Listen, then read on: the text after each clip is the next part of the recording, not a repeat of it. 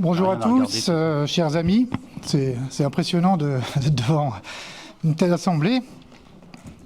Alors, je suis très heureux de vous accueillir dans ce très bel hémicycle, mis à disposition gracieusement par la région Grand Est. Je tiens donc à remercier tout particulièrement Monsieur Jean Rotner, président de la région Grand Est, qui est représenté ce soir par Gabrielle Rosner-Bloch, vice-présidente de la région Grand Est, en charge du dialogue interreligieux.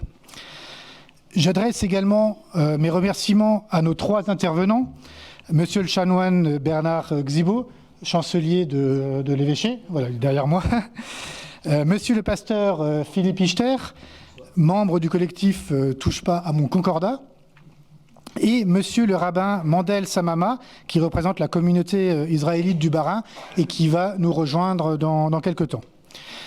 Bien entendu, je n'oublie pas de remercier Marion-Jacques Berthold, président de RCF Alsace, et notre maître de cérémonie, François-Nicolas Dalincourt, qui est le directeur de RCF et qui sera l'animateur de notre soirée. Vous m'entendez bien au niveau du micro ? Voilà. Je n'oublierai pas Marie-Christine Roire et François Brunagel, qui sont à l'origine de cette belle idée de cette soirée et qui m'ont bien aidé dans la préparation de la soirée de ce soir. En Alsace-Moselle, le régime concordataire est toujours en vigueur. Un avis du Conseil d'État du 24 janvier 1925 déclare que la loi du 18 germinal an 10 est toujours en vigueur. En effet, la loi de séparation des Églises et de l'État de 1905, mettant fin au Concordat de 1801, a été votée alors que ces régions étaient rattachées à l'Allemagne à la suite du traité de Francfort de mai 1871. Concrètement, la loi de séparation de 1905 n'est pas appliquée en Alsace-Moselle et les 4 cultes catholiques, luthériens, réformés et juifs y bénéficient d'un statut officiel. Prêtres et laïcs, pasteurs et rabbins y sont rémunérés par l'État. Les évêques de Strasbourg et Metz sont nommés par le chef de l'État. De fait, l'Élysée suit désormais le souhait du Saint-Siège. Le président de l'Église protestante de la confession d'Augsbourg, d'Alsace et de Lorraine, dont le nom est proposé par un vote du consistoire supérieur de cette Église, est lui aussi nommé par l'État. Les membres laïcs élus des consistoires israélites des 3 départements doivent avoir également l'agrément du Premier ministre. Vous aurez tous ces éléments en détail, bien entendu, par nos intervenants qui vous parleront de tout ça beaucoup mieux que moi. Laissez-moi vous parler de notre association, Bienvenue à Strasbourg. Certains d'entre vous la connaissent depuis un certain temps, depuis de nombreuses années, et d'autres viennent d'arriver nouvellement dans la région. Nous accueillons donc, comme son nom l'indique, les personnes qui viennent d'arriver les mois précédents, les années précédentes dans la région. Nous organisons une soirée par mois, des visites, des conférences comme ce soir, des after-work, toutes diverses activités. Depuis le début de l'année, nous avons déjà fait un certain nombre de manifestations, une visite conférence à l'IRCAD, un after-work dans le nouvel hôtel Léonore, une visite du port de Strasbourg avec Batorama, notre traditionnelle soirée de gala qui a eu lieu cette année au mois de juin à l'Opéra et en septembre un after-work au Cercle européen. Toutes nos manifestations sont gratuites. La prochaine manifestation, vous pouvez la noter, aura lieu le jeudi 24 novembre et ce sera une visite de la cave historique des Hospices de Strasbourg. Et au mois de décembre, notre traditionnelle soirée de Noël. Vous avez remarqué, certains d'entre vous ont des badges bleus. Les badges bleus, ce sont donc ceux qui sont arrivés récemment dans la région. Et donc j'invite tous les badges blancs tout à l'heure à aller à la rencontre des badges bleus pour les aider, si toutefois ils en avaient besoin, pour les aider à s'intégrer dans notre belle région, dans notre belle ville. À l'issue de notre conférence, la région nous offre un verre de l'amitié qui aura lieu dans la salle à côté. Et en attendant, je suis très heureux de céder la parole à Marion-Jacques Berthold, président de RCF Alsace. Bonne soirée.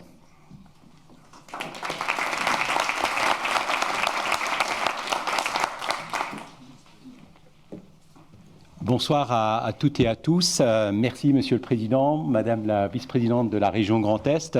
Nous sommes très heureux de pouvoir co-animer cette soirée à RCF Alsace avec l'association Bienvenue à Strasbourg. Parce que cette co-animation fait partie aussi de gènes de RCF, puisque c'est à la fois une radio, diffuseur de podcasts et organiser des rencontres. Alors pour ceux qui viennent d'autres régions, RCF est très connu, origine à Lyon, plus de 40 ans. En Alsace, c'est encore un jeune enfant qui marche, puisqu'il a 3 ans et demi. Ça a été créé en 2018 par les 2 églises catholiques et protestantes. Et nous avons la particularité, par rapport aux autres 64 radios en France et en Belgique, d'être une radio digitale. C'est-à-dire, on n'a plus l'autorisation du Conseil supérieur de l'audiovisuel d'avoir une fréquence. Donc, pour écouter RCF Alsace, il faut soit avoir un équipement de radio qui est équipé du DAB, ou alors charger l'application. Alors, c'est un peu handicapant, mais c'est aussi l'avenir, puisque progressivement, la FM va disparaître au cours des prochaines années. Dans certains pays européens, la Norvège, il n'y a plus que du digital, du numérique, comme ça a été le cas pour la télé. Alors ce jeune enfant de 3 ans et demi a quand même un certain poids, puisque nous sommes une équipe d'une dizaine de personnes à Strasbourg, 4 journalistes, des techniciens, une personne en charge du développement, et on a la joie de pouvoir nous appuyer sur 80 producteurs bénévoles qui viennent enregistrer des émissions. Alors notre ligne éditoriale, c'est donner envie d'aimer et de comprendre le monde. RCF veut dire radio chrétienne francophone. Alors certes, il y a une dimension de spiritualité dans cette radio, pour ceux qui viennent d'autres régions qui la connaissent, mais c'est aussi une radio de proximité qui a la volonté de porter des valeurs, l'éthique, recherche éthique, vérité, et d'organiser des émissions autour des grands débats de société. Donc voilà un petit peu notre ligne éditoriale, et nous sommes, comme dit, très heureux de pouvoir partager ce moment d'animation avec vous. On dispose d'un studio très moderne, et on peut vous inviter à visiter RCF Alsace à Strasbourg. On a un second studio à Mulhouse, ce qui est important aussi, et on a tous les équipements en termes régie et technique pour comme les grands, pour être une radio moderne et d'avenir. Donc n'hésitez pas, on a des petits dépliants d'informations sur RCF, d'écouter RCF, cette voix un peu différente dans notre monde, qui porte du sens, et je crois que notre monde en a bien besoin dans la situation dans laquelle nous vivons. En tout cas, merci encore au Président de nous associer à cette soirée, et merci pour votre attention.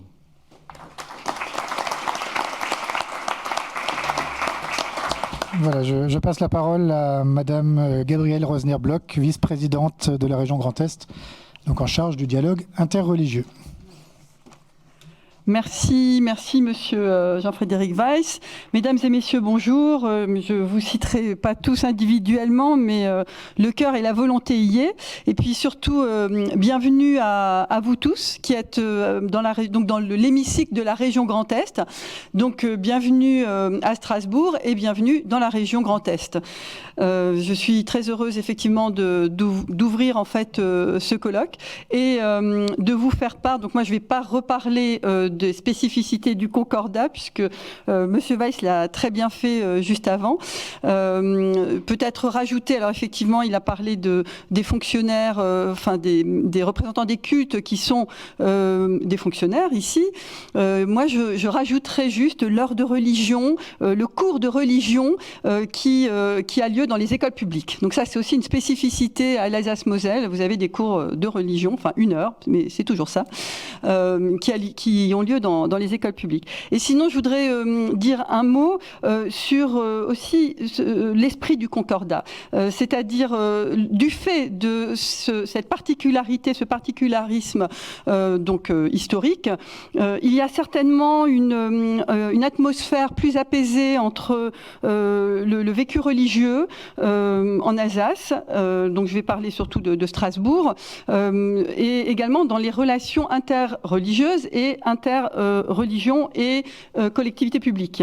Donc, à la région, on en est un parfait exemple, puisque nous avons...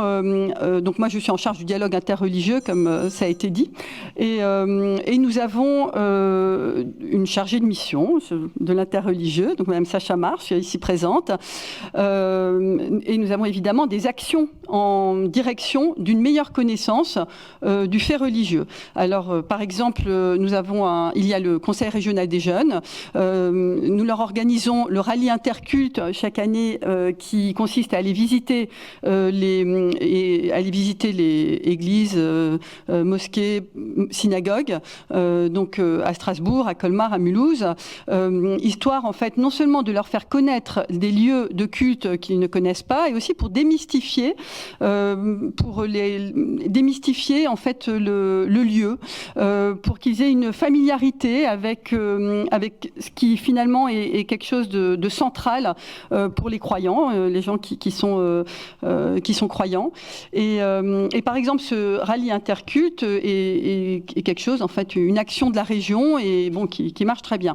Il y a également, nous avons organisé avec les autres collectivités, donc la CEA, le Conseil européen. Collectivité européenne d'Alsace, merci Philippe Lister, avec la CEA, avec la ville de Strasbourg, l'université de Strasbourg, nous avons organisé le Forum des religions. Donc, comme quoi, on peut voir que la religion est aussi là pour relier les gens, c'est d'ailleurs étymologiquement son origine, puisque ça a permis en fait aux différentes collectivités présentes à Strasbourg de travailler ensemble, un Forum des religions avec, il y avait plusieurs conférences, colloques, etc., liées aux religion. Encore peut-être une petite chose pour vous montrer un peu l'état d'esprit. Il y a eu malheureusement, il y a quelques années, il y a eu des actes antisémites, notamment des profanations de cimetières juifs, de manière assez récurrente. À un moment donné, il y en a eu plusieurs.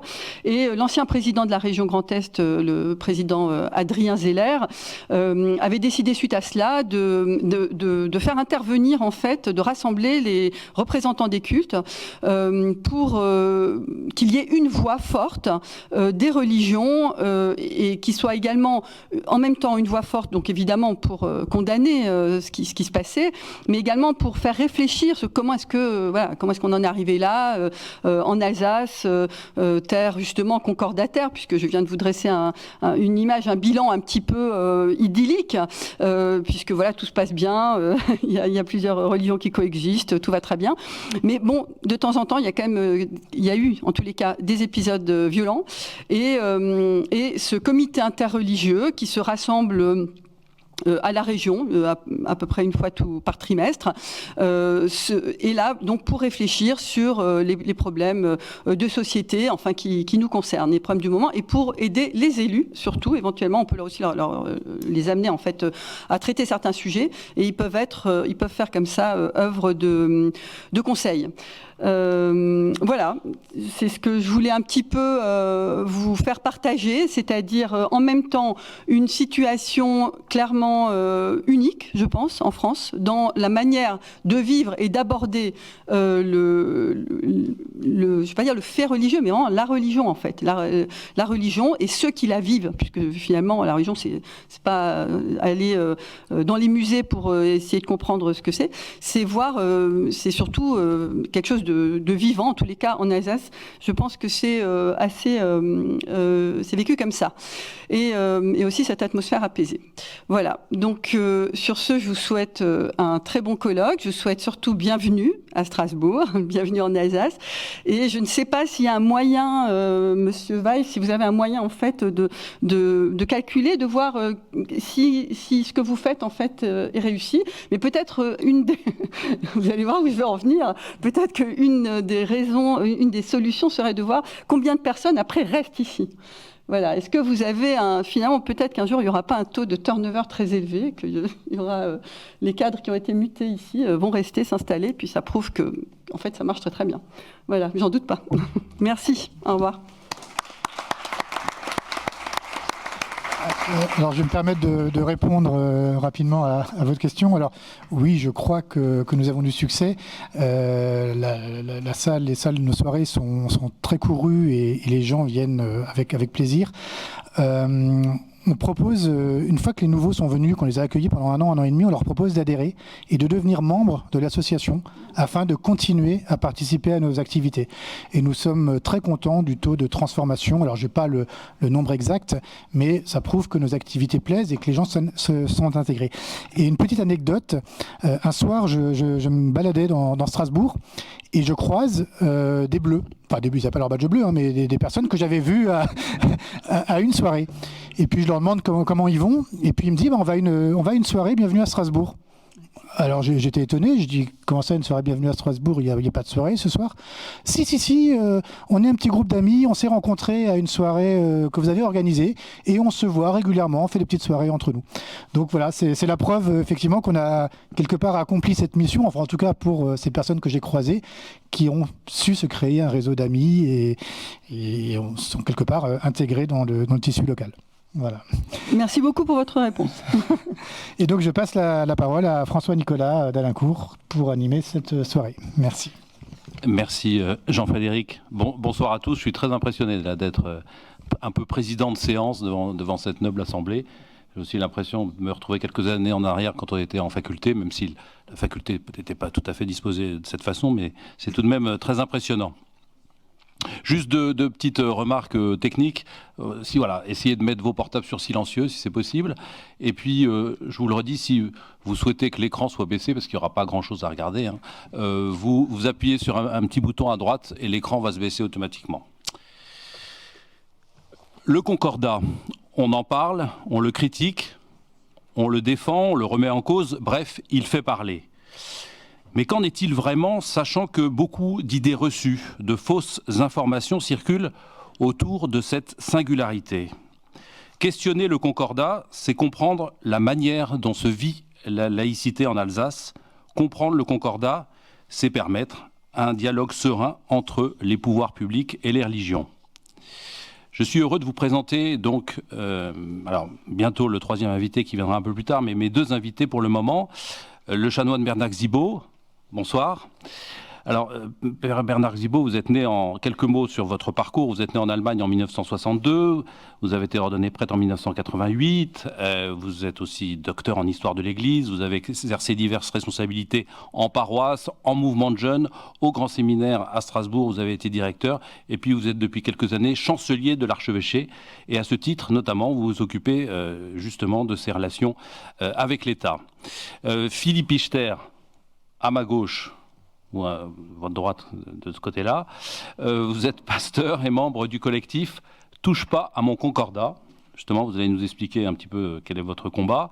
Vous avez 54 ans, vous êtes marié, 3 enfants, vous avez étudié la théologie protestante, vous avez été pasteur en paroisse pendant une dizaine d'années et vous avez travaillé, une vingtaine d'années, pardonnez-moi, et vous avez travaillé au cabinet de Philippe Richert, qui est l'ancien président de région, et vous êtes actuellement chargé des relations avec les cultes au sein de la collectivité européenne d'Alsace. Et dans 3 quarts d'heure, vers 8h moins le quart, il n'a pas pu arriver plus tôt, nous accueillerons donc Mendel Samama, qui est l'un des rabbins de Strasbourg, qui est en charge notamment de la communauté juive de la Méno. Peut-être Bernard Xibaud, pour commencer, parce qu'il y a beaucoup de gens ici à Bienvenue à Strasbourg qui viennent d'arriver en Alsace, c'est un peu le principe de cette association, donc qui ne connaissent pas ce régime particulier que connaît l'Alsace et la Moselle depuis plus d'un siècle. Expliquez-nous quand et dans quelles circonstances a été établi le Concordat, Bernard. Alors, volontiers. Alors, la première chose que j'ai envie de dire, ce que nous sommes, vous l'avez été. Voilà, puisque le Concordat s'est appliqué à l'ensemble de la France entre 1802 et 1905, c'est-à-dire quand même plus d'un siècle. Et quand on regarde l'histoire de toutes les paroisses, de tous les diocèses, eh bien, la période concordataire a été très riche. Alors, le Concordat, ça nous ramène au lendemain de la Révolution. En 1800, eh bien, il y a 2 nouveaux dirigeants, si j'ose dire. Pour la France, il y a le premier consul, Napoléon Bonaparte. Pour l'Église, il y a le pape Pie VII. Et puis les deux ont vraiment le pressentiment qu'il faut faire quelque chose parce que avec la persécution religieuse, avec la confiscation de tous les biens, y compris des églises, au début de la Révolution, vraiment le culte catholique est totalement par terre. Voilà. Alors, l'un et l'autre ont un peu le même intérêt. Finalement, il faut discuter pour essayer de reprendre les choses. Le pape Pie VII veut que l'Église de France se redresse et Bonaparte veut que cette religion qui est, l'expression figure dans le Concordat, la religion de la majorité des Français, voilà, puisse avoir de nouveau une place. En revanche, il y a quelque chose qui éloigne tout à fait les deux personnages, à savoir que le pape Pie VII, dans sa mentalité, souhaite que le catholicisme redevienne la religion d'État, comme il était avant la Révolution, c'est-à-dire à la fois la religion du chef d'État, du roi, du premier consul, plus tard de l'empereur, voilà, et la religion que l'État professe, voilà. Or, ça, pour Napoléon, il n'en est pas question, voilà. Pour Napoléon, la seule concession, c'est que sociologiquement, le catholicisme est la religion de la majorité du peuple français. Donc, la première chose qu'il faut bien comprendre, vous n'êtes pas arrivé dans une région où il y a une religion d'État. En Alsace-Moselle, l'État est laïque, comme il l'est partout. Il ne professe pas de culte particulier, il n'a pas de préférence. Ce n'est pas la reine d'Angleterre ou le roi d'Angleterre qui est chef de l'Église anglicane, pas du tout. Alors, ensuite, dans ce concordat, il y a, donc, comme dit, quelques grands points à régler. Il y a le problème des églises, puisqu'elles ont été confisquées. Donc, les églises vont être rendues, mais non pas en propriété, parce qu'avant la Révolution, elles appartenaient à l'Église. Elles vont être rendues en usage. Et toutes les églises de l'époque vont rester propriété. Alors, plus tard, on dira des communes, et pour les cathédrales, de l'État. Et ceci a été maintenu dans la France de l'intérieur au-delà de la loi de 1905. Ça veut dire que sur ce point, on est pareil, si j'ose dire. Voilà. En Alsace, la plupart des églises communales, catholiques, donc, appartiennent aux communes et elles sont affectées, comme on dit, donc, à un curé, donc assisté par un conseil de fabrique. C'est ça qui nous distingue, parce que les conseils de fabrique, qui sont des conseils de laïcs, qui gèrent les paroisses et qui ont un statut public, donc qui peuvent avoir des biens, qui peuvent embaucher, qui peuvent aller en justice, tout ce que vous voulez, ceci a été supprimé dans le reste de la France par la loi de 1905. Alors, donc, les églises vont être rendues en usage, mais pas question de rendre les autres biens, qui étaient gigantesques. Tous ces biens à travers lesquels l'Église assurait ses missions, entretenait ses bâtiments et assurait donc à la fois le culte et la dimension caritative. On ne peut pas rendre ces biens. Pourquoi ? Parce qu'ils ont été vendus et que les nouveaux propriétaires n'ont pas envie qu'on leur prenne. Voilà. Alors, comment faire ? Donc l'Église se retrouve toute nue. Alors, ce qui est conclu entre Napoléon et Pie VII, c'est tout simplement « On ne vous rend pas vos biens, le pape y renonce pour toujours, pour lui et ses successeurs, donc on ne peut même pas intenter à la Cour européenne des droits de l'homme un procès parce qu'on nous a expropriés, voilà. Mais en échange, les ministres du culte seront rétribués par l'État. C'est ça l'origine de la rétribution des ministres du culte par l'État, c'est le fait que l'Église se retrouve sans aucun bien, elle y a renoncé. Alors, sauf que l'État veut bien rétribuer des ministres du culte, mais il attend d'eux un minimum de loyauté. Et c'est là qu'intervient, c'est encore une fois dans le Concordat, c'est un des articles, la fameuse notion d'agrément, qui peut paraître curieuse, je dirais, quand on vient d'ailleurs, à savoir que les curés devront être agréés par le gouvernement. Alors, jusqu'à une date récente, c'était le ministre de l'Intérieur, et suite à la crise des Gilets jaunes, qui a manifesté un désir de déconcentration des pouvoirs, désormais c'est les préfets qui assument donc cet agrément des curés.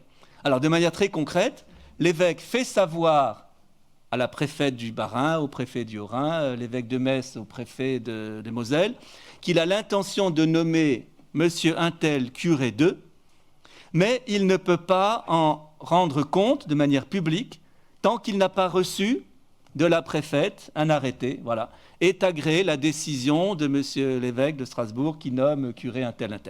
Alors ça, je dirais, c'est ce qui paraît le plus exotique, je dirais, quand on vient d'ailleurs, parce que ça entretient le soupçon d'un clergé aux ordres, voilà. Mais si vous fréquentez les églises, vous verrez que les prêtres alsaciens ne sont pas plus aux ordres du gouvernement que les autres. Ils disent ce qu'ils ont envie de dire. Les pasteurs, c'est pareil. Voilà. La seule chose, bien sûr, c'est qu'il y a une ligne rouge concernant, bien sûr, la sécurité de l'État, ligne rouge concernant le paiement des impôts, voilà, ligne rouge concernant l'ordre public, voilà. Évidemment, un prêtre qui appellerait ses paroissiens à marcher et à aller décapiter le préfet, bon, c'est sûr que là, on ne lui renouvellerait pas son agrément, c'est clair. Mais moi qui suis depuis 20 ans chancelier de l'archevêché de Strasbourg, et donc l'interface entre l'archevêque et le ministère des cultes de l'Intérieur, je peux vous dire que aucun des agréments sollicités par les 3 évêques successifs que j'ai servis, comme vicaire général, chanoine, curé, aucun n'a fait l'objet d'un refus. Pour trouver des refus, il faudrait remonter à des périodes tragiques, comme au lendemain des guerres, où peut-être un certain nombre de prêtres ont pu être soupçonnés d'être favorables à l'Allemagne, vous voyez, des choses comme, ou à l'autonomisme, vous voyez. Hein, voilà. Mais de fait, actuellement, ça se passe très bien. Et on peut même ajouter que la nomination de l'archevêque de Strasbourg doit être approuvé par le président de la République, c'est ça? Alors, c'est mieux que ça ou pire que ça. En fait, c'est théoriquement le président de la République qui le nomme. Hein, voilà. Mais de fait, ils se mettent d'accord, les deux, le pape et le président, et ils publient le même jour à Rome et à Paris la nomination pour qu'on ne puisse pas dire que c'est l'un ou l'autre qui a commencé, hein, les deux ensemble.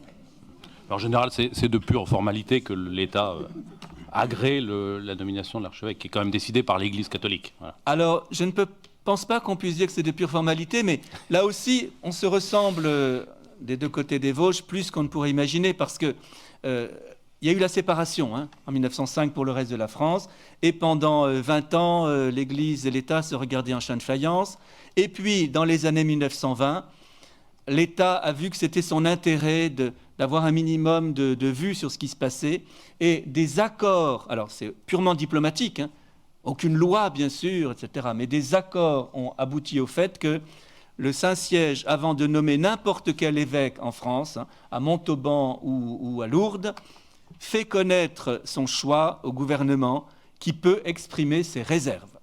Et tout cela reste dans le plus grand secret, donc personne ne saura jamais s'il y a eu des gens qui ont été recalés suite à ces réserves. Vous voyez que finalement, ça revient à peu près au même que chez nous. Voilà. J'ai oublié de vous dire, on aura un petit échange, bien sûr, à l'issue de notre débat avec vous. Vous pourrez poser, bien sûr, des questions à nos intervenants. Philippe Ichter, plutôt même que de parler de concordat, ne serait-il pas plus judicieux de parler de droit local des cultes? Absolument, parce que ce fonctionnement qui est le nôtre dans ces trois départements de l'Est de la France, c'est un fonctionnement qui ne concerne pas que l'Église catholique, mais qui concerne également, comme cela a d'ailleurs été dit tout à l'heure en introduction, le judaïsme alsacien-mosellan, qui est composé de 3 consistoires. Alors le rabbin qui nous rejoindra tout à l'heure en parlera peut-être aussi, en tout cas beaucoup mieux que moi, mais les consistoires sont départementaux. Et c'est donc une des parties de ce système-là que je préfère pour ma part appeler le droit local des cultes, ou le droit concordataire pour faire un peu plus large, puisque comme ça a été dit tout à l'heure, le concordat en fait c'est un traité entre un État et le Vatican. Donc le judaïsme n'entre pas dans un tel traité, vous le comprendrez bien. Le protestantisme non plus d'ailleurs, qui fait des choses de manière encore un peu différenciée, puisque comme vous l'avez aussi entendu en introduction tout à l'heure, il y a en fait 2 églises protestantes. Alors, église avec un grand E, c'est-à-dire institution. Vous savez, quand on écrit église avec un E minuscule, c'est le bâtiment, mais avec un E majuscule, c'est l'institution. Donc, l'église réformée et l'église qu'on appelle ici de la confession d'Augsbourg, qui est l'église luthérienne. La confession d'Augsbourg est un texte qui a été écrit, confession de foi par Philippe Mélenchon, un proche de Martin Luther, montre que nous avons ici 2 églises protestantes qui en fait sont deux cultures de départ ou historiquement diversifiées, à savoir une église d'origine française, calviniste, l'église réformée qui est minoritaire en Alsace-Moselle, environ 30 000 membres, et l'église luthérienne qui est majoritaire ici en Alsace-Moselle, parce que du temps de la réforme protestante, l'Alsace-Moselle était allemande, clairement. Vous suivez, ouais. Et voilà, donc voilà, tout cela est aussi le fruit d'une histoire. Vous voyez, c'est très important qu'on pose clairement les choses avec ce focus de la manière dont on voit d'où ça vient. Je continue, je poursuis un tout petit peu par rapport aux deux églises protestantes. Si vous venez de la France hors Alsace-Moselle, je disais tout à l'heure de l'intérieur, c'est comme ça qu'on dit, mais voilà, nous ne sommes pas à l'extérieur, voilà, donc en fait, mais c'est une expression. Vous connaissez peut-être l'Église protestante unie de France, qui est justement l'unification des deux églises luthériennes et réformées. Ça a été possible du fait du statut associatif de ces deux églises de faire une seule unité. En Alsace-Moselle, du fait des textes qu'on appelle encore une fois les textes du droit local, donc les articles organiques, de ce fait, on ne peut pas faire en sorte que deux entités en fassent une seule, mais on peut faire qu'il y ait une union des deux églises. C'est pour ça que ici en Alsace-Moselle, le protestantisme s'appelle l'Union des églises protestantes d'Alsace et de Lorraine, et non pas l'Église protestante unie d'Alsace et de Lorraine. Vous voyez, ce sont des petites, voilà, des petites choses importantes à savoir, parce que ça veut aussi dire qu'il y a en fait, s'il y a une union des églises protestantes, il y a un chapeau entre guillemets d'union, mais il y a aussi deux fonctionnements d'églises qui sont différenciés du fait des textes qui sont ceux que nous avons en héritage du début du 19e siècle. Et en fait, on est aussi dans un héritage beaucoup plus lointain encore. Bernard Xibaud le disait tout à l'heure, il y a une époque où, entre guillemets, rien ne devait dépasser. On le sait bien, c'était... Alors, je vais le dire avec le titre d'un livre qui a fait peut-être polémique à un certain moment, mais ça montre bien les choses. Une foi, une loi, un roi. C'était une époque, Louis XIV, avec un catholicisme qui était très fort, avec l'impossibilité très longtemps pour le judaïsme de vivre en France.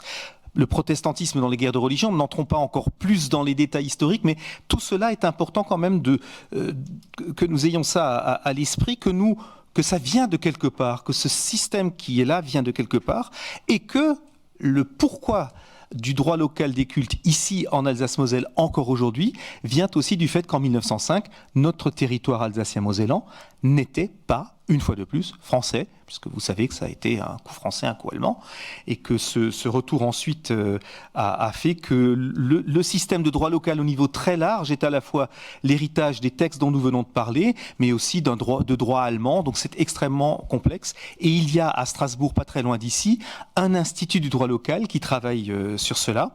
Et il y a aussi à Strasbourg, et je terminerai ma longue réponse à cette question que j'ai un peu élargie, il y a aussi à Strasbourg un bureau des cultes, comme il y a un bureau des cultes au niveau du ministère de l'Intérieur à Paris, puisque le ministre de l'Intérieur est aussi ministre des cultes, probablement que vous le savez, et que c'est normal pour qu'il y ait un vis-à-vis entre l'État et les religions. Mais ici en Alsace, il y a un bureau des cultes qui notamment s'occupe de gérer et de rémunérer les ministres du culte d'Alsace-Moselle, puisqu'ils sont rémunérés par la totalité des Français. Pas seulement par les Alsaciens mosellans. Et quand je dis ça, je sens qu'il y a des questions qui vont arriver. Oui. Bernard. Alors, je continue peut-être au niveau historique. Donc, on a parlé d'un premier empereur, c'est-à-dire Napoléon. Voilà. Il faut maintenant parler d'un deuxième empereur, Napoléon III.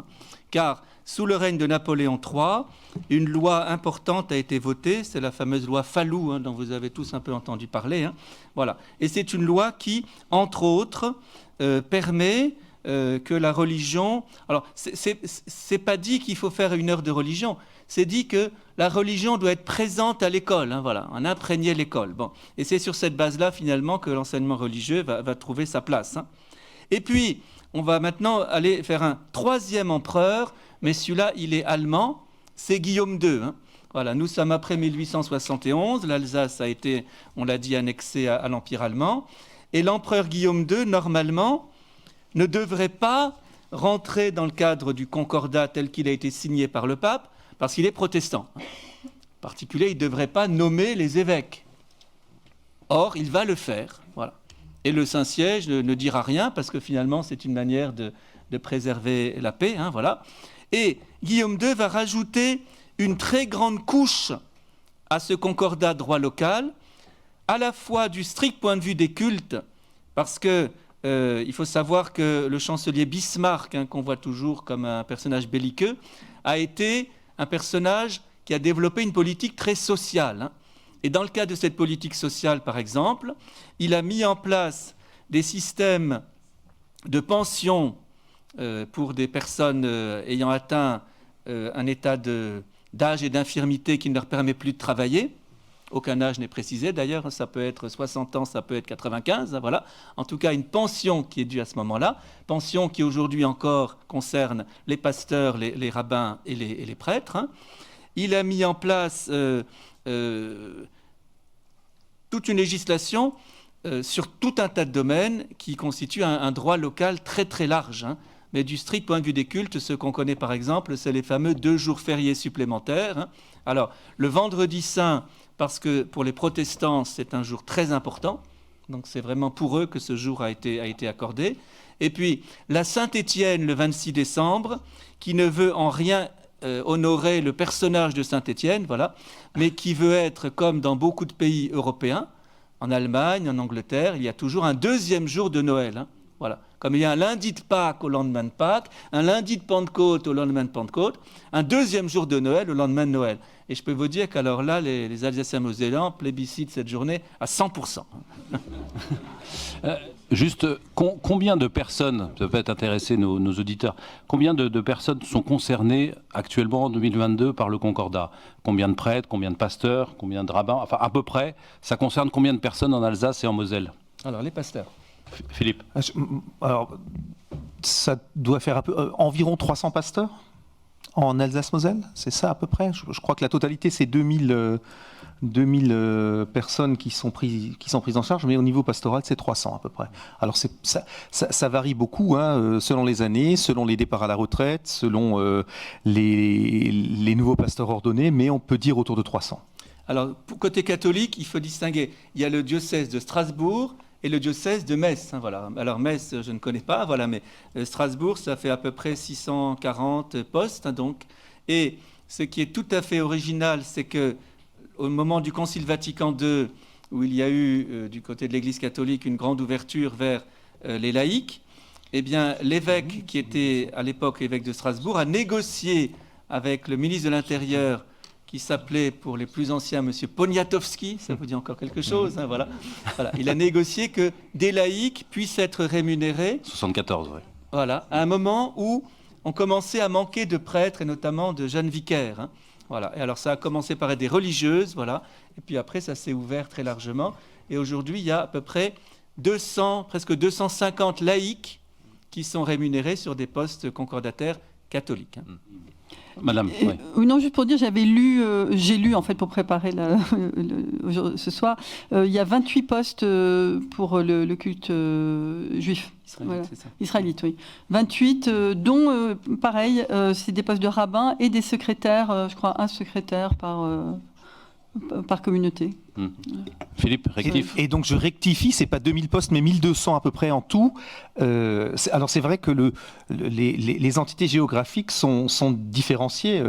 Il y a 2 diocèses, 3 consistoires et une seule union des églises protestantes. Donc c'est vrai que pour le fonctionnement, sur ces trois départements, encore une fois, un consistoire israélite par département, un diocèse pour l'Alsace, un diocèse pour la Moselle, et une union des églises protestantes d'Alsace et de Lorraine pour l'Alsace-Moselle.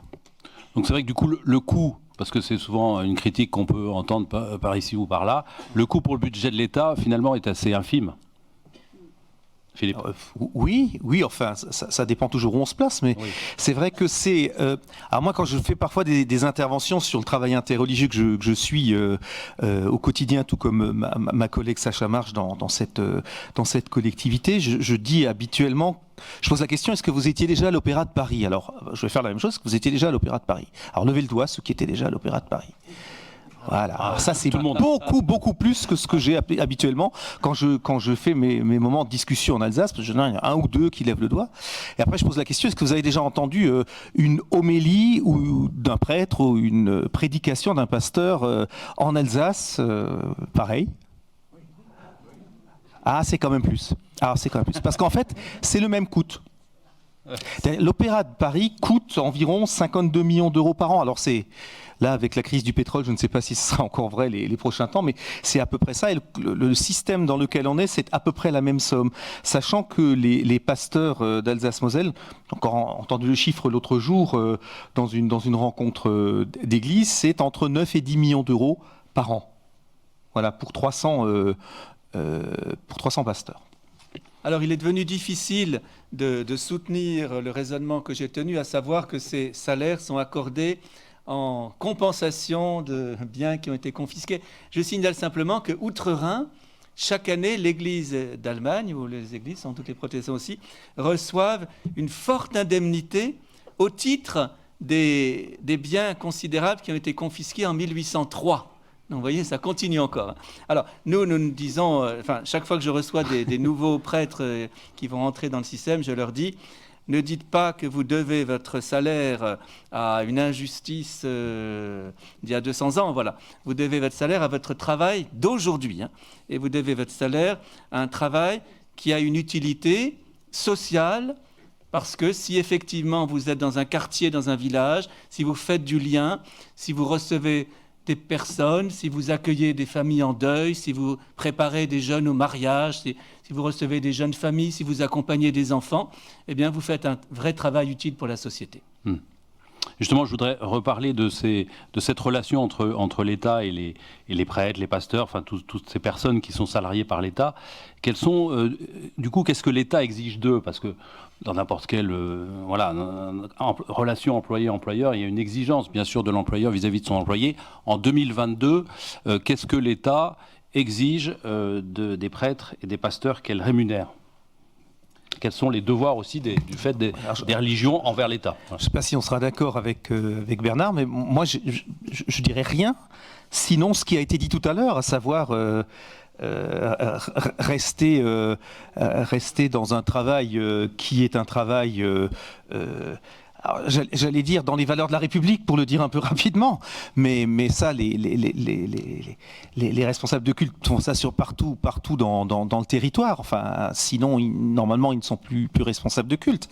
Mais peut-être je vais répondre à la question un peu comme ça, en disant que ce que nous vivons ici de manière différenciée, mais aussi à cause de la diversité religieuse et à cause des nombreuses minorités non minoritaires qui sont présentes sur le territoire alsacien, notamment en Moselle un petit peu moins, mais en Alsace plus, avec un judaïsme très présent, historiquement déjà, un protestantisme qui est à 16-17%, alors que dans le reste de la France, il est plutôt à 3%, avec un islam qui est présent aussi dans la diversité et qui est en dialogue, tout comme les bouddhismes qui sont aussi présents ici, à peu près 30 000 bouddhistes. Enfin voilà, on n'a pas le droit de dire de chiffres sur les religions, mais c'est pour dire un peu l'importance de ces minorités non minoritaires qui permettent donc un dialogue interreligieux qui existe sur un territoire. Ça existe à Bordeaux, ça existe à Marseille, mais ici c'est sur la totalité du territoire alsacien,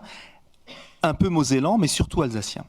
Et il y a une quarantaine de groupes de dialogue interreligieux, beaucoup de responsables de culte en font partie. Quelque part, alors je reviens à la réponse à la question, mais Bernard va peut-être donner une réponse différenciée. Quelque part, ça oblige, entre guillemets, ça oblige d'être dans du lien, de la façon d'être avec les autres cultes, et puis d'apprendre des autres, et puis de faire en sorte aussi que les enfants du catéchisme d'un endroit ou d'un autre. Moi, j'étais dimanche entre Ingwiller et Buxwiller pour une marche interreligieuse. Les enfants du caté, du côté protestant et du côté catholique, il y en avait aussi, se sont inscrits en famille pour faire partie de cette marche et travailler là-dessus. Alors, vous me direz, c'est loin du Concordat, oui, mais quand même, l'esprit des choses vient du fait que nous avons des liens les uns avec les autres et de manière beaucoup plus soutenue, pour le dire peut-être de manière un peu brusque. Les responsables de culte en Alsace ne se retrouvent pas quand ça explose, mais ils se retrouvent dans des moments ou seulement quand ça explose, mais se retrouvent aussi et régulièrement et sur le territoire, dans des lieux encore extrêmement divers, petites villes comme à Strasbourg, Mulhouse et Colmar notamment, se retrouvent régulièrement. Et cette régularité des choses permet aussi un apaisement des situations. Et quand il y a un souci, on se connaît. Et quand on se connaît, ça permet plus facilement de dénouer les nœuds. Bernard Xibaud, oui. Oui, je voudrais compléter un peu Philippe. Moi, je pense que l'État exige quand même quelque chose de nous. En amont, c'est la formation. Bien sûr. C'est la formation, c'est-à-dire que, et c'est là la justification des 2 facultés de théologie dont on n'a pas parlé jusqu'à présent. Une protestante qui existe depuis la Réforme, voilà, donc une catholique qui a été fondée en 1902, donc du temps du gouvernement allemand. Et ces facultés, donc, appartiennent à l'Université de Strasbourg. Leurs enseignants sont exactement au même niveau de recrutement, de rémunération, de surveillance, de tout ce que vous voulez, que les professeurs de n'importe quelle autre discipline. Et ils peuvent même être élus présidents de cette université. Voilà. Alors, le résultat, c'est que les futurs pasteurs et les futurs prêtres suivent des études universitaires qui garantissent un certain niveau, parce que l'État nous rémunère en disant, allez, à peu près comme autrefois, les professeurs des écoles, en enlevant un certain nombre de choses parce qu'on est logé, etc., etc. Bon. Mais à condition que vous ayez effectivement votre bac plus 5, voilà. Et puis, des études théologiques menées dans une faculté d'État et donc avec un critère de critique, et pas seulement béni oui-oui, Parce que, vous voyez, aujourd'hui, il y a tout un tas de débats par rapport aux imams, etc., ou à d'autres religions où on a le problème de ministres du culte autoproclamés ou formés dans d'autres pays, ou bien qui arrivent en disant, voilà, j'ai suivi quelques cours sur Internet, voilà, d'un pasteur évangélique, voilà. Non, voilà. Effectivement, les pasteurs, les curés, alors les rabbins, eux, ils ont leur cycle un peu différent, ne sont rémunérés.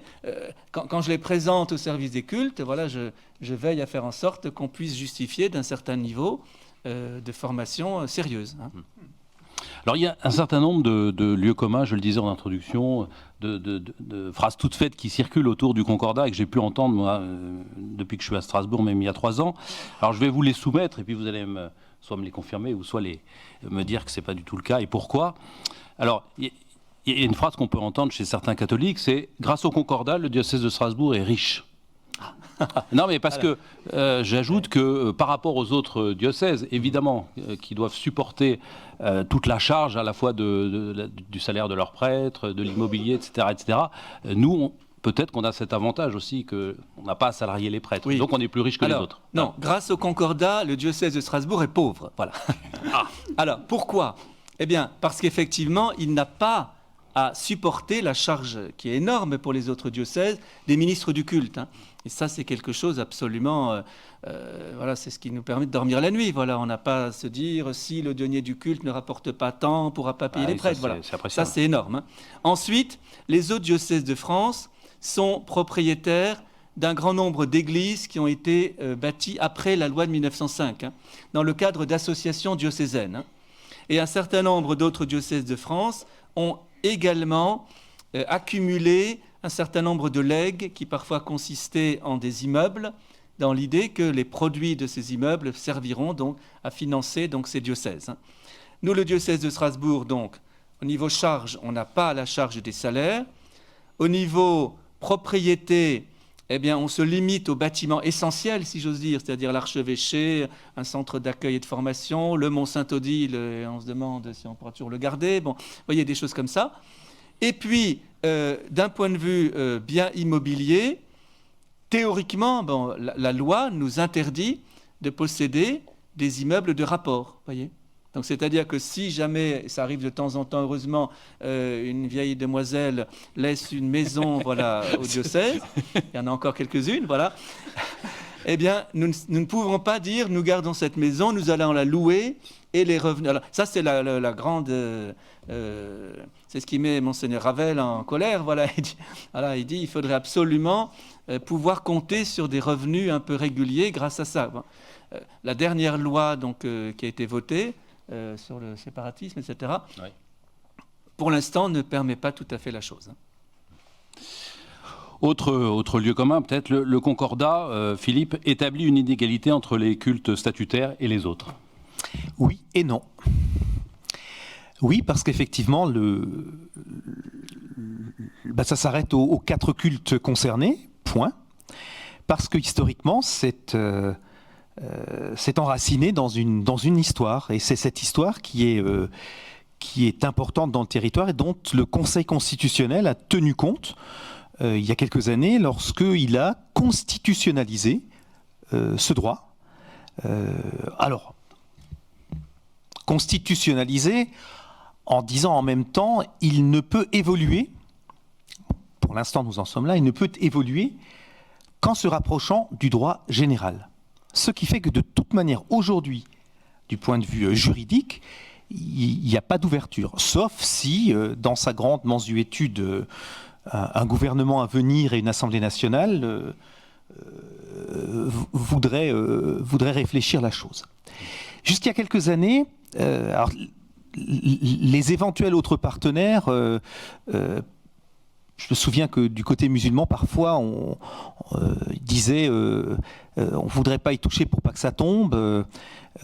Du côté des églises évangéliques qui ont été pas encore trop citées, mais qui sont aussi nombreuses en Alsace, comme d'ailleurs dans le reste de la France, il y avait aussi un moment question d'une lecture un peu stricte de certains textes qui disaient on rend à Dieu ce qui est à Dieu et à César ce qui est à César, donc on ne veut pas toucher à ça. Mais aujourd'hui, on entend aussi des évolutions sur des différentes églises évangéliques qui se disent que pourquoi pas. C'est juste aujourd'hui impossible du point de vue juridique, il faut le savoir, parce qu'encore une fois, il a été tenu compte pour le maintien de ce système du droit local des cultes, d'une histoire particulière, et aussi, et nous ne l'avons pas encore évoqué, eh bien, quelque part, là aussi, d'une espèce de façon de vouloir dire aux Alsaciens, vous en avez bavé durant l'histoire, un coup du côté allemand, un coup du côté français. Il y a aussi un peu de ça où l'État disait, ils y tiennent, on va leur laisser. Voilà. Donc oui, c'est une injustice, mais non, ça ne l'est pas, parce que justement, il y a une histoire particulière qui permet de comprendre les choses. Alors, autre chose aussi entendue ou vue, le Concordat est gravé dans le marbre. Alors, tu l'as un petit peu abordé, mais on se souvient qu'il y avait un ancien candidat à la présidentielle, Jean-Luc Mélenchon, qui pendant sa dernière campagne souhaitait mettre fin au Concordat. Alors, la question, c'est de savoir s'il avait été élu, est-ce qu'il aurait pu le faire sans l'accord d'un certain nombre de partis. Politiquement, ce qui est intéressant, c'est que vous savez qu'aujourd'hui à Strasbourg, nous sommes à Strasbourg, il y a une municipalité qui a succédé à une autre municipalité. Et je vais parler non pas de celle actuelle, mais de la précédente, qui est celle d'une municipalité qui était socialiste pendant ce mandat-là, et c'était le moment où François Hollande est aussi devenu président de la République. Et François Hollande voulait constitutionnaliser la laïcité. Vous voyez ce que je veux dire ? C'est-à-dire que clairement, sur tout le territoire national, c'est 1905. Et c'est le maire de Strasbourg à l'époque, Roland Ries, notamment, qui a fait en sorte que les choses ne tombent pas pour des raisons très claires, j'allais dire de pragmatisme et non pas de dogmatisme. Moi, j'aime quand on est pragmatique et pas dogmatique, mais enfin ça c'est un peu mon problème, mais j'aime bien quand c'est chez les autres aussi. Et le pragmatisme fait que ici, allez, je vais le dire avec mes mots, c'est différent d'ailleurs et c'est pas grave. Vous voyez, c'est pas grave. Et que un maire socialiste d'une grande ville d'Alsace dise au président de la République qui vient d'être élu, qui lui aussi est socialiste, attends, ce qui est net, ça va pas. Je fais un peu d'alsacien parce que quand même, je n'ai pas encore utilisé ma langue maternelle. Ça ne va pas. On peut pas faire ça à ce territoire-là parce que ça a du sens. et parce que ici à Strasbourg, et ça a été rappelé par Madame la vice-présidente tout à l'heure, il y a vraiment beaucoup de choses qui se passent au niveau de l'interreligieux, qui est accompagné aussi par cette collectivité-là. Bernard Xibaud, un jour, le Concordat, alors peut-être pas à court terme, mais peut disparaître. Enfin, c'est pas du tout... Oui, écoutez, pour les chrétiens, pour les catholiques en tout cas, ça n'est pas un dogme, voilà. En revanche, nous avons reçu tout récemment donc, le cardinal Parolin, qui est donc le secrétaire d'État du pape, c'est-à-dire celui qui notamment est en lien avec l'ensemble des pays du monde, et qui a une vision vraiment globale extraordinaire. Et alors on l'a interrogé, on lui a dit qu'est-ce que vous en pensez? Eh bien, il nous a dit, eh bien, le régime concordataire n'est pas du tout une exception. Voilà. C'est le régime de la France qui est une exception. Voilà. Il y a des concordats. Le Saint-Siège n'arrête pas de négocier des concordats. Voilà. Oui, c'est ça. Il en a négocié récemment avec la République centrafricaine. Vous voyez. Voilà. Des choses incroyables. Voilà. On ne le sait pas chez nous. Mais alors, déjà, on voit bien la manière dont les choses se passent chez notre voisin. Voilà. Et on passe le pont. On voit bien comment ça se passe en Allemagne. Voilà. On voit comment ça se passe dans les pays nordiques. On voit comment ça se passe.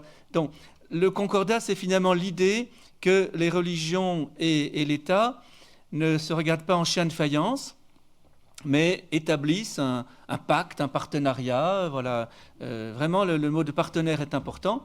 Parce qu'encore une fois, j'espère que ça, vous l'avez bien compris, le concordat, ce n'est pas la religion d'État. Voilà.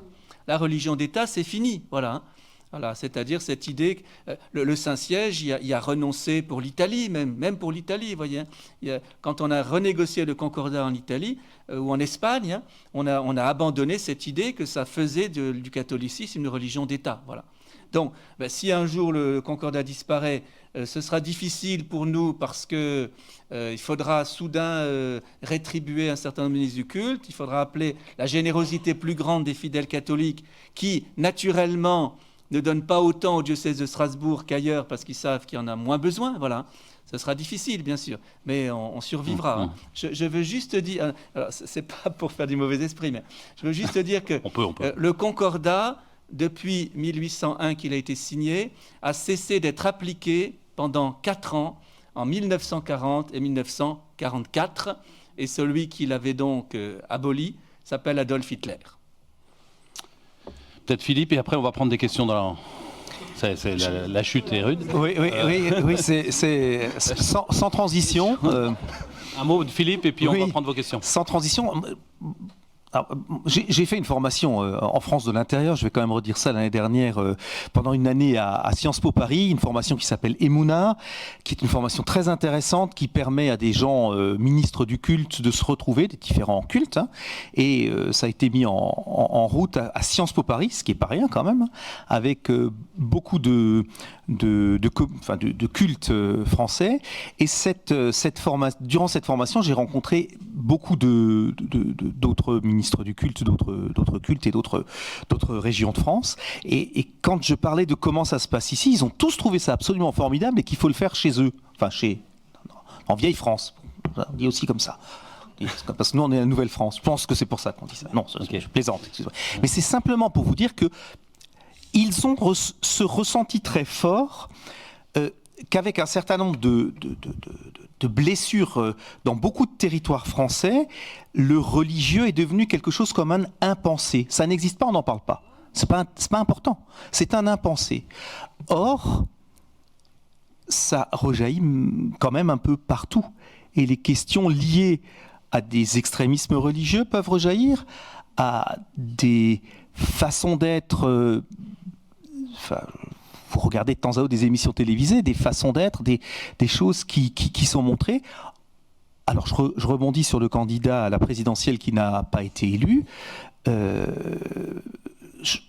me rends compte que sa définition de la laïcité est une définition de tout sauf le religieux. Or, Aristide Briand, qui portait bien son nom, a lui mis en place à l'époque, en 1905, une loi, certes de séparation, mais de relation, même sur tout le territoire français. Et c'est peut-être ça qu'il est important de retenir, c'est que 1905, c'est une loi de liberté.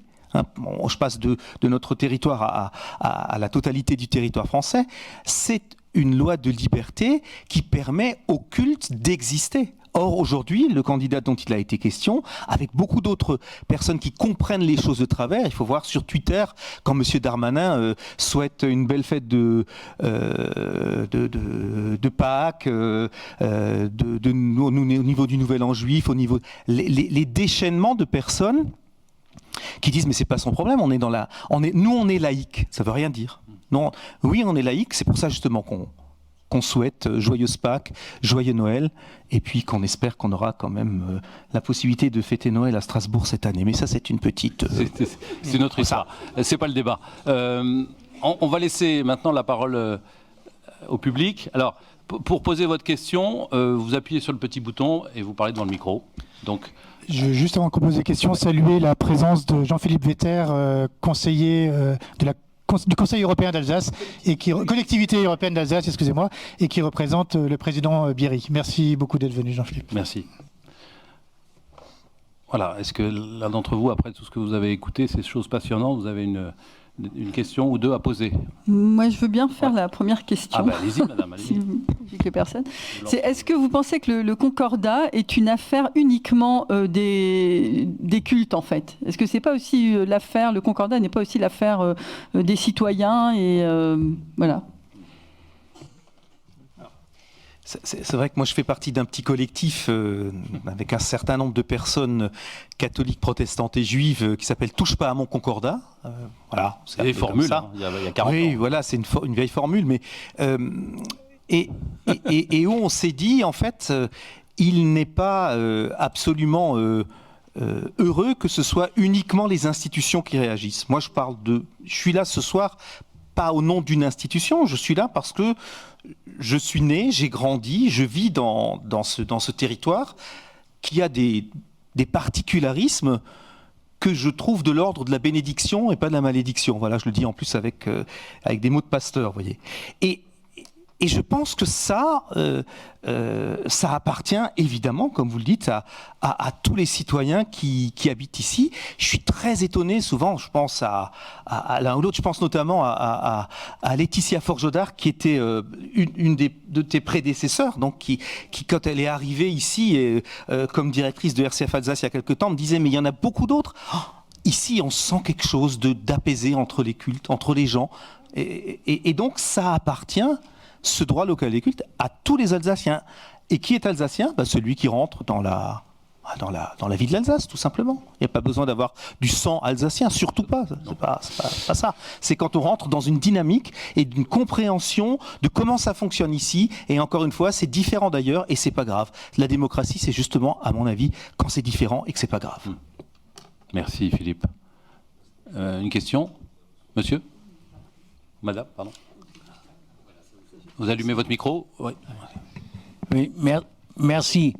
Je n'ai pas encore compris comment le Concordat est devenu ce droit local des cultes. Ça veut dire l'application d'un texte juridique applicable pour les catholiques qui en maintenant applique aussi aux protestants, aux réformés et aux juifs. Alors, excellente question, parce que je n'ai pas pu développer dans tous les détails, vous comprenez bien. Donc, dans un premier temps, effectivement, le Concordat est conclu entre l'Église catholique et le premier concile. C'est en 1801. Mais en 1802, quand Bonaparte fait publier le Concordat comme une loi de la République française, voilà, la loi relative à l'organisation des cultes, il rajoute à ce concordat,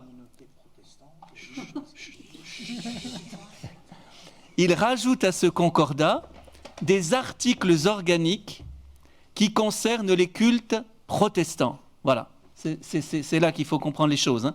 Donc, dès le départ, quand le concordat devient en France une loi de la République, puisqu'à l'époque c'est la République, c'est pas encore l'Empire, ni le Royaume, ni tout ce que vous voulez. Dès le départ, ça concerne les catholiques et les deux cultes protestants.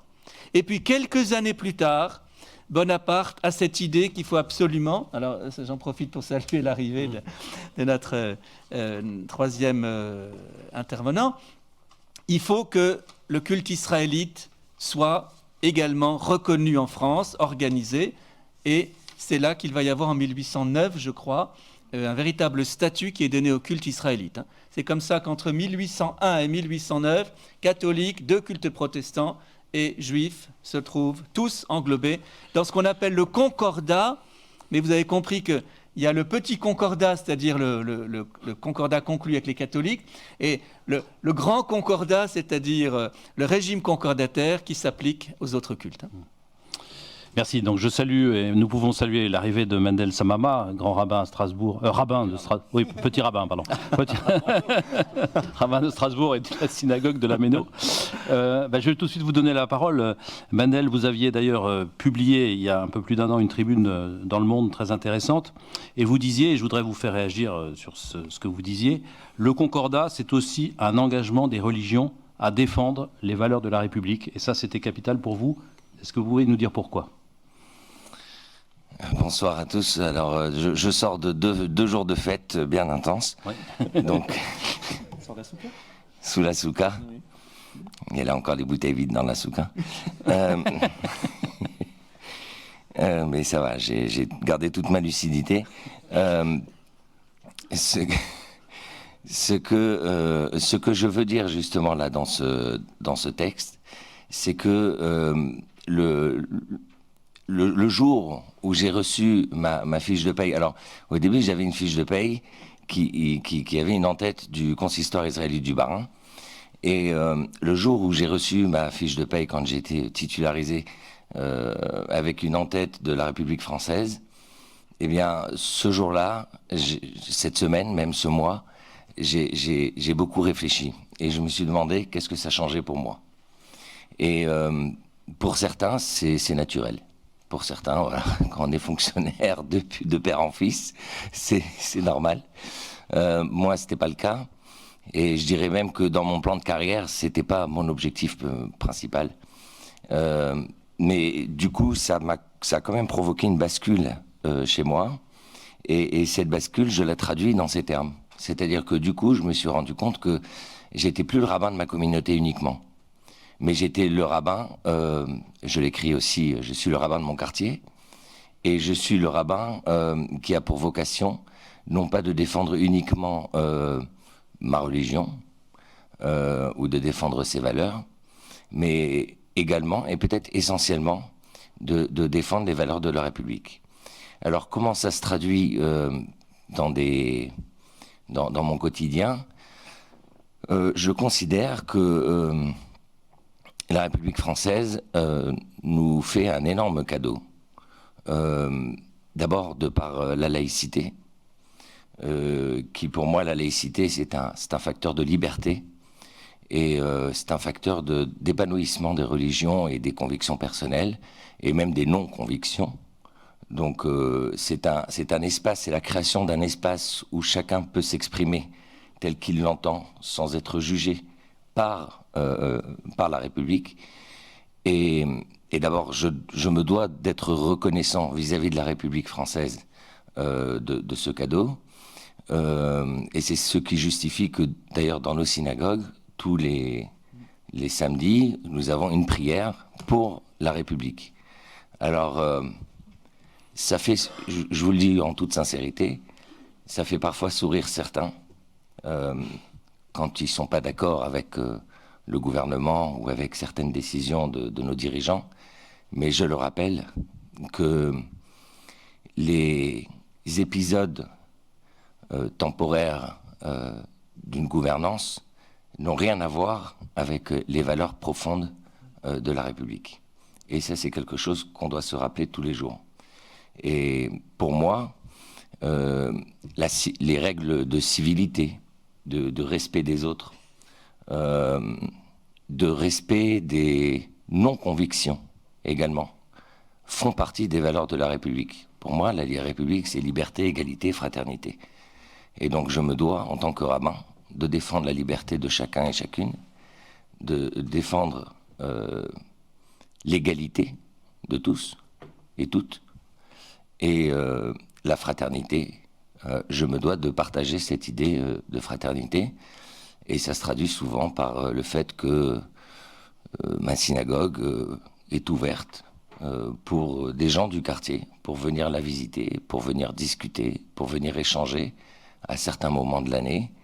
Je me donne je suis très heureux et très fier d'avoir, par exemple, pu organiser dans ma synagogue une journée de colloque islamo-chrétienne dans une synagogue. Ça fait... Donc, Bel exemple. Pardon ? Bel exemple. Voilà, qui d'ailleurs n'a réuni quasiment aucun juif, à part le rabbin, qui avait pour vocation d'ouvrir le colloque.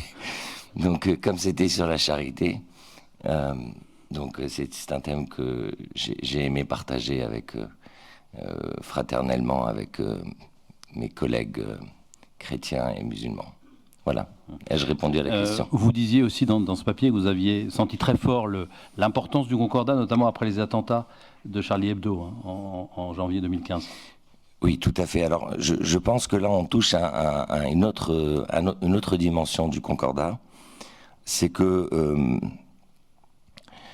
le Concordat, c'est pas uniquement dans un sens. C'est-à-dire, ce n'est pas uniquement le privilège d'être fonctionnaire. Si certains considèrent que c'est un privilège. Je vois d'autres qui font des petites grimaces. Donc, moi, je considère que c'est un privilège, vu ce que j'ai dit tout à l'heure.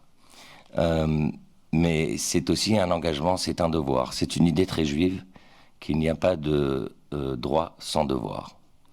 Et le devoir des religions, c'est également de savoir se réunir et de savoir se mettre d'accord, surtout dans des temps de crise où la société risque, par certaines tensions, de déborder, ou alors on risque d'avoir des actes que nous ne souhaitons pas. Et je pense qu'il y a là, je me souviens, je crois que j'ai marqué la date dans la tribune dans Le Monde, quand Roland Ries, l'ancien maire de Strasbourg, a réuni les représentants des différentes religions, également des musulmans, même si vous en avez parlé avant par rapport aux musulmans et le Concordat, qui se sont réunis pour faire une déclaration commune. Et moi, à mon niveau, en tant que rabbin de la synagogue de la Méno, je me souviens qu'il y avait à un moment donné certaines tensions dans une région dans le monde, et non pas que je craignais pour ma personne particulièrement, même si je traverse la cité tous les samedis, je craignais que mon quartier de la Méno puisse, au nom de la défense de certaines présumées victimes, puisse agir de façon non souhaitable. Et donc ce jour-là, c'était un jeudi soir, je me souviens encore, j'ai appelé l'imam et je lui ai dit « Salut, il faudrait qu'on fasse quelque chose, j'ai pas envie de recevoir des pierres samedi matin quand je marche ». Et il m'a dit « On fait quoi ?» J'ai dit « Je sais pas, viens, on réfléchit ». Donc je suis parti dans sa mosquée et on a décidé le lendemain de faire une réunion dans le jardin interreligieux que nous avons à la Méno et de réunir différentes personnes et de réunir les gens du quartier pour faire une déclaration commune de paix. Et comme quoi, nous, en tant que représentants religieux, nous refusons d'importer des conflits qui sont hors de nos frontières. Et pour nous, la fraternité du quartier dépasse bien plus ce qu'on peut voir à la télévision, aux informations. Donc voilà, ça fait partie c'est de cette façon que je vis mon quotidien. Voilà, je vous propose aussi de reprendre le fil peut-être des questions. Si quelqu'un a une question... Bonjour. Oui, bonjour. Oui, j'ai une Bonjour, question. monsieur. Du coup, en fait, le Concordat n'ayant pas évolué depuis sa mise en place, ou très peu, et la diversité culturelle ayant beaucoup évolué depuis sa mise en place, n'y a-t-il pas un souci d'égalité entre les différents cultes et d'une certaine part on pourrait dire une mainmise de l'État laïque sur les cultes en Alsace? Ce que je veux dire, c'est qu'en subventionnant certains cultes et pas d'autres, n'y a-t-il pas ce problème d'égalité? juste sur le non-évolution, c'est pas tout à fait exact parce qu'il y a plein d'évolutions, mais des petites évolutions, comme dit, hein, c'est-à-dire qui ne dépendent pas de loi, hein, parce que il n'est pas question de faire passer une loi devant l'Assemblée nationale, parce que là, ça créerait des troubles dont on ne sait pas jusqu'où ils iraient. Hein. En revanche, par le biais réglementaire, il y a plein de choses qui évoluent. Je vais vous amuser, je vais vous donner une petite évolution là. Il se trouve qu'il y a un prêtre qui avait quitté le ministère, voilà, qui s'est marié, et puis il a obtenu une pension au titre de ces années où il avait exercé, et puis il est mort, et sa veuve a réclamé la pension de réversion. Alors, le service des cultes a dit ah ben, c'est pas possible, c'est pas prévu qu'un prêtre soit marié, donc il n'y a pas de pension de réversion. Voilà. Alors, elle est allée au tribunal administratif qui a dit eh bien, le gouvernement allemand, Guillaume II, là, avait prévu en 1908, etc., une pension pour les veuves de pasteurs. Au titre de l'égalité entre les cultes, voyez, il faut qu'il y ait une pension aussi pour les veuves de prêtres, voilà, s'il y en a.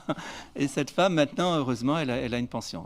Bon, c'était un peu pour l'anecdote. Hein. Alors, le refus d'égalité, encore une fois, il faut bien voir que la manière dont l'État traite les différents cultes statutaires, c'est-à-dire israélites, les protestants et nous, est purement pied d'égalité. Vous voyez, par exemple, il y a cette prière qui est faite au moment de la fête nationale autour du 14 juillet. Eh bien, les représentants de l'État se partagent de manière équivalente entre la synagogue, entre l'église Saint-Pierre-le-Jeune, la cathédrale. Hein. Hors de question qu'il y ait le préfet à la cathédrale et puis un sous-secrétaire qui aille ailleurs. Voilà. Pas du tout. Hein. Des fois, c'est plutôt le préfet qui va ailleurs, qui envoie un secrétaire chez nous. Vous voyez. Alors, après, la grande question, est-ce qu'il y a rupture d'égalité entre les cultes statutaires, c'est reconnu, et les autres? Eh bien, on n'est pas sur le même plan, encore une fois. Hein. Vous avez d'un côté des cultes qui ont en quelque sorte une convention, un accord avec l'État sur la base de droits et de devoirs. Hein. Et puis vous avez d'autre part des cultes qui n'ont pas peut-être ces mêmes droits, mais qui n'ont pas les mêmes devoirs aussi. Voyez. Donc c'est vrai qu'on n'est pas tout à fait sur la même longueur d'onde. En revanche, il y a un élément qui rétablit l'égalité, c'est la non-application de la loi 1905 en Alsace. Car je rappelle que la loi de 1905, dans son article 2, prévoit que la République ne reconnaît ni ne subventionne aucun culte. Or, cet article, comme la loi de 1905 ne s'appliquant pas en Alsace, rien n'empêche une commune, un conseil général, enfin européen, voilà, une collectivité, une région, rien n'empêche de subventionner des cultes non reconnus. Et c'est comme ça qu'une ville, une grande ville, va subventionner une pagode pour les Vietnamiens qui arrivent et qui sont bouddhistes, vous voyez. Merci. Est-ce qu'il y a d'autres questions? Oui, monsieur. Merci pour ces propos très riches. Moi, je suis arrivé en Alsace il y a 20 ans, donc je fais partie des Bleus qui sont devenus blancs et je suis revenu 2 fois en Alsace. Donc, moi, ce qui m'avait surpris quand je suis arrivé en Alsace, c'est que non seulement cet apaisement du dialogue interreligieux, mais aussi qu'il y avait des cliniques protestantes, catholiques et juives. Alors maintenant qu'il y a la clinique Rena, alors je ne sais pas enfin, qu'est-ce qu'il en est, mais enfin, est-ce que vous pouvez élaborer sur ce chapitre-là cette situation va jusqu'à au service de santé? Je vais donner la parole à Marion-Jacques Berthold, qui est administrateur, je crois, de la clinique Rena. Oui, effectivement, c'est un exemple unique. Et je me souviens quand il y a eu la pose de la première pierre auquel a assisté le préfet, elle a dit c'est unique en France et c'est certainement pas imaginable ailleurs que la fondation Hadassah, donc juive, et l'établissement des diaconesses protestantes, qui ensuite se sont rapprochés de la clinique Sainte-Odile catholique, ont créé ensemble une clinique interconfessionnelle. Et cette clinique est une clinique, d'ailleurs RENA veut dire regroupement hospitalier d'excellence né d'une alliance. il y a bien cette idée d'alliance entre des communautés confessionnelles pour cette clinique. Et cette clinique a gardé une spécificité qui existait dans les 3 cliniques auparavant, Saint-Odile, Adassa et Diaconat, c'est d'avoir un lieu de recueillement ouvert à tous les cultes d'ailleurs, aussi aux musulmans, aux bouddhistes qui sont soignés par la clinique. Et il y a une présence effectivement d'aumôniers, à la fois protestants, catholiques et un rabbin qui sont présents dans cette clinique aussi, avec des bénévoles pour accompagner le personnel, à la fois le personnel soignant, mais aussi les malades. Donc cette particularité interconfessionnelle se traduit dans la manière dont le bien vivre ensemble dans ce moment où des personnes sont soignées se traduit par ce biais-là aussi. Mais c'est un exemple unique en France, vous avez raison de le souligner. Merci. Est-ce qu'il y a encore une question? Profitez-en. Vous savez tous sur le Concordat. Vous êtes incollables sur le Concordat. Donc on va faire un examen maintenant.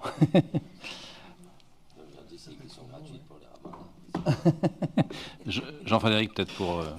Écoutez, je voulais vraiment remercier nos 3 intervenants, monsieur le rabbin, monsieur le chanoine, monsieur le pasteur, pour la qualité de vos interventions.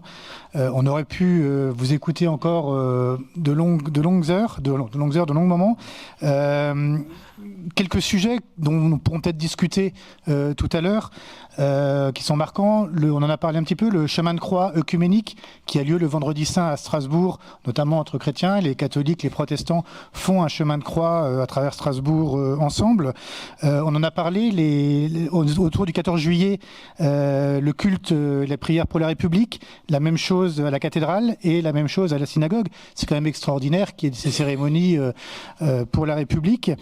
On aurait pu parler aussi, on en a parlé un petit peu, du financement des lieux de culte qui fait souvent polémique et des différentes religions. Moi, ce que je retiens, c'est pas le mot concordat, c'est vraiment le mot dialogue interreligieux. Et c'est vrai que pour moi, dialogue interreligieux, ça résume tout. Ça veut tout dire, et je pense qu'on peut être un exemple pour d'autres régions, d'autres pays. Voilà, je vous remercie vraiment tous pour votre présence, pour votre animation, et je vous invite à boire le verre de l'amitié dans la petite salle, donc sortie sur la gauche, et je remercie encore la région Grand Est pour la mise à disposition de l'hémicycle et pour le verre de l'amitié. Voilà. Merci beaucoup. Merci.